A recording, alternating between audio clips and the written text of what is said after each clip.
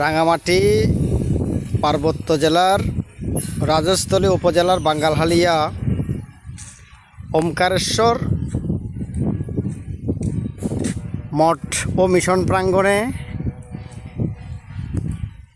সমবেত আজকে এসেছি। আমি অদম তাপসানন্দজি, শ্রী শ্রী গীতা মন্দির।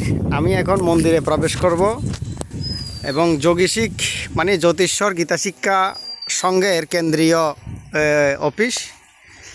হ্যাঁ, আজকে এই মন্দিরে প্রবেশ করতে যাচ্ছি। প্রথমে আমাদের মহারাজ হচ্ছেন শ্রীমৎ বিধানানন্দ ব্রহ্মচারী মহারাজজি। হ্যাঁ, আমি ঠাকুরকে প্রণাম করতে আসছি মাকে।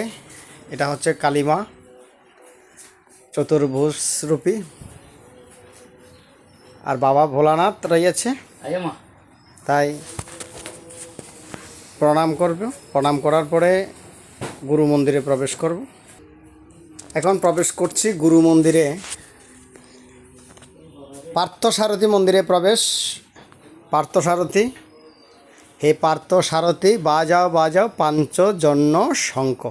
সে পাঞ্চজন্য শঙ্খ পার্থসারথীর মন্দিরে বাবামণি জ্যোতিষরানন্দগিরি মহারাজ, বর্তমান শঙ্কর মঠ মিশনের পঞ্চম আচার্যদেব শ্রীমস্বামী তপনানন্দগিরি মহারাজ, পরমারাধ্য গুরুদেব শ্রী শ্রীমস্বামী জ্যোতিষ।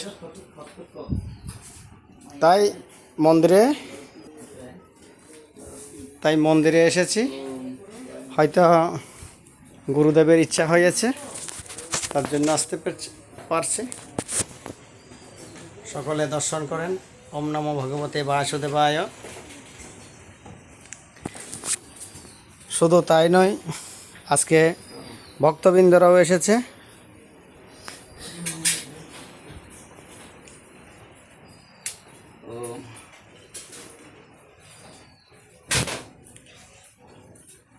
এই যে আমরা এসেছি ভক্তবৃন্দরা সহ।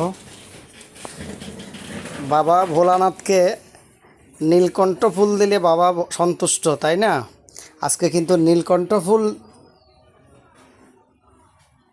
না, কিন্তু অপরাজিতা ফুল দিয়ে বাবাকে একদম খুব সুন্দর করে পুষ্পার্ঘ নিবেদন করেছেন বিল্লপত্র সহ।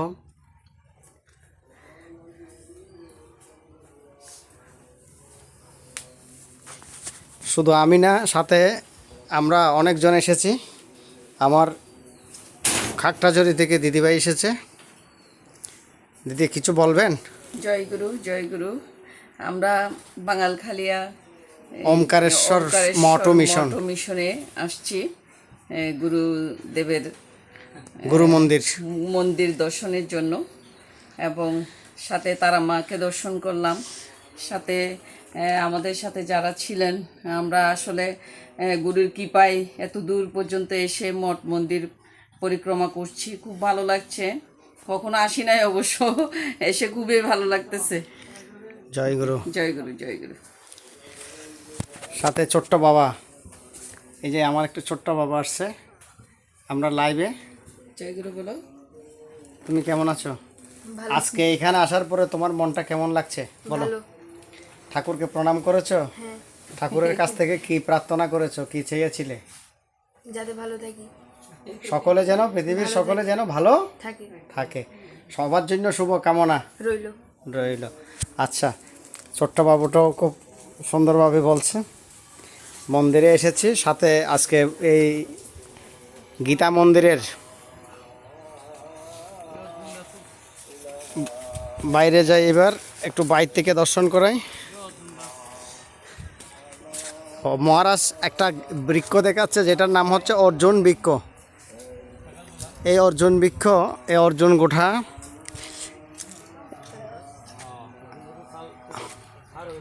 আর এটা হচ্ছে গোশালা না মহারাজ? মহারাজ এটা গোশালা। এখানে গোমাতা থাকে। রাত্রে এখন দিনের মধ্যে বেড়াইতে গেছে, মানে ঘাস খেতে গেছে। তাছাড়া মহারাজ এটা নতুন বিল্ডিং, অনাথ আশ্রম। মহারাজ কতজন এখানে অনাথ আছে ছাত্র? 17 জন। এখন কয়জন আছে? 6 জন আছে। 6 জন আছে।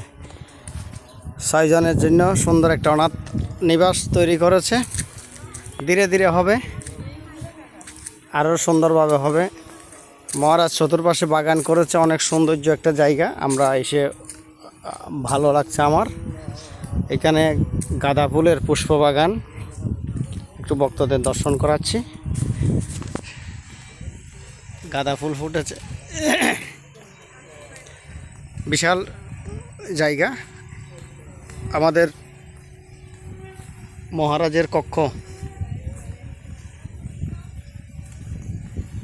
মহারাজের কক্ষ।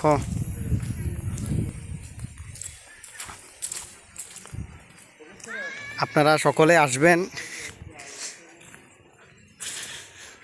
এটা হচ্ছে প্রসাদ ভবন